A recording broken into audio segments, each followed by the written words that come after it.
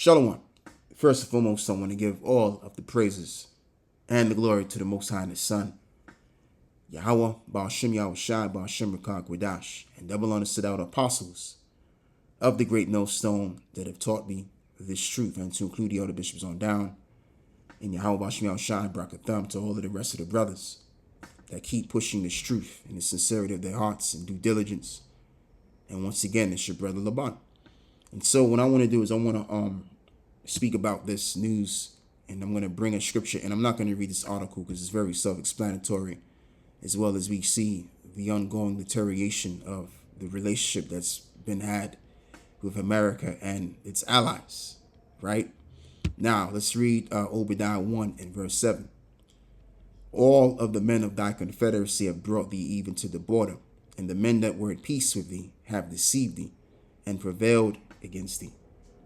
And they that eat thy bread have laid a wound under thee, and there is none understanding in him. So what does the word confederacy mean? Meaning one that is allied with you, one that has made a covenant with you, or pact a bond with you.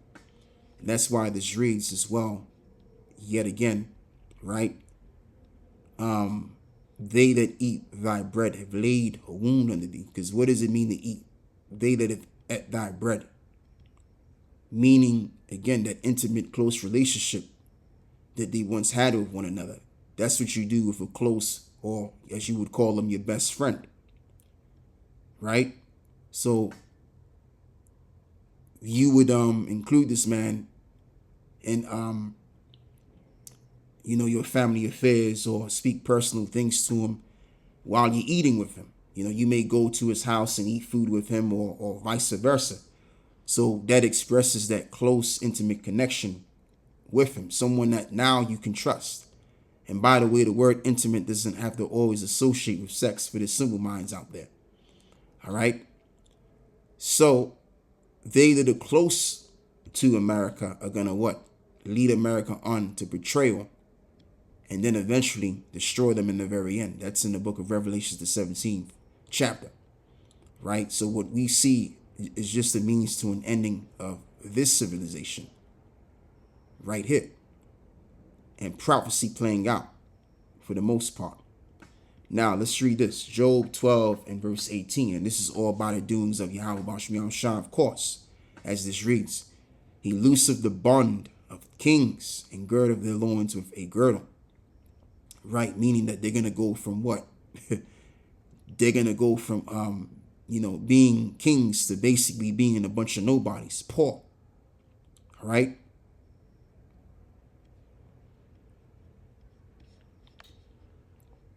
So now let me look up this word over here. What is it? Girdle. Right, exactly. That's what I was getting at. A waistcloth. The innermost piece of clothing. The Most High's power of the kings. Right? So yeah, that's where you get the term, what is it? Rags to riches. But Esau's going to go from riches back to rags again. Because that's where they were at before. They were in a lower state, and we was over them at once upon a time, especially during the Dark Ages. So they're going to resort back to being in poverty. Okay? And they're going to stay there until we get rid of their asses in the book of Obadiah 1 and verse 18. Now, dealing with the word alliance, right, which I find interesting, from the 1300s, and this is the old meaning of the word, because Esau has already brought new meanings to these words, right, which coincide with his new speech or his new speak agenda. Bond or marriage between ruling houses or noble families from old French alliance, bond, marriage, union from allier, combine, unite. So that's all we need to go with. So they were supposed to be bonded together. They were supposed to be joint onto one another for as long as possible. But there's this breaking up. There's this breaking up because it's now their time to lose. It's their time to lose their empire, their kingdom. And it's time for Jacob to regain power and to rule in righteousness for eternity. And that's why all of this is happening, as well as is simply written in the book of 2nd Ezra, the 6th chapter, that what?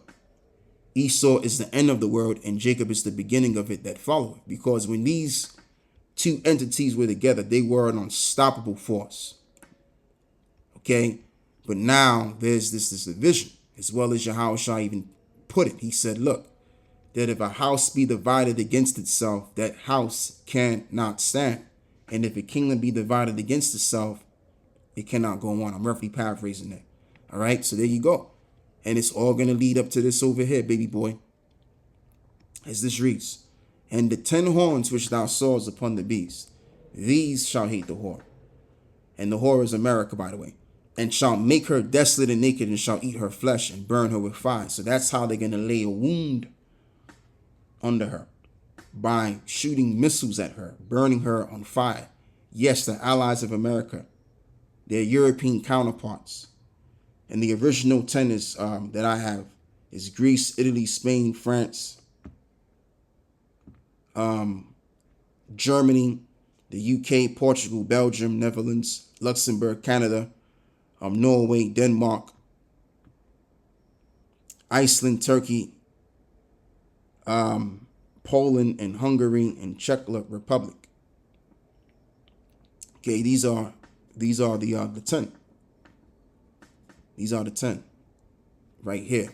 So now you have more than 10. You have over 30 NATO nations that have joined with NATO as of right now.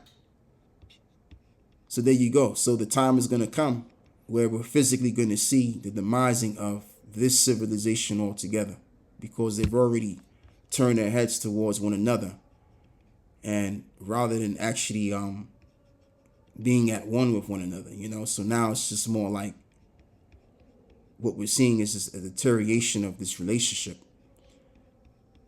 that was very beneficial for Esau to rule the way he did. Okay, but again, it's the Most High. Again, let's read this again. With him is wisdom and strength. He have counsel and understanding. And now we're going to get back to the point. He loosed the bonds of kings and girded their loins with a girdle. So there you go. So that's where Esau is going. That's where the bus is going to stop next for Esau right now. All right. In this time and onwards. So yeah, that's all I got to say with this. I want to give all of the praises and the glory to the Most High and His Son, Yahweh Bashim Shai, Bashim Rakak Wadash. And with that, I close. Shalom.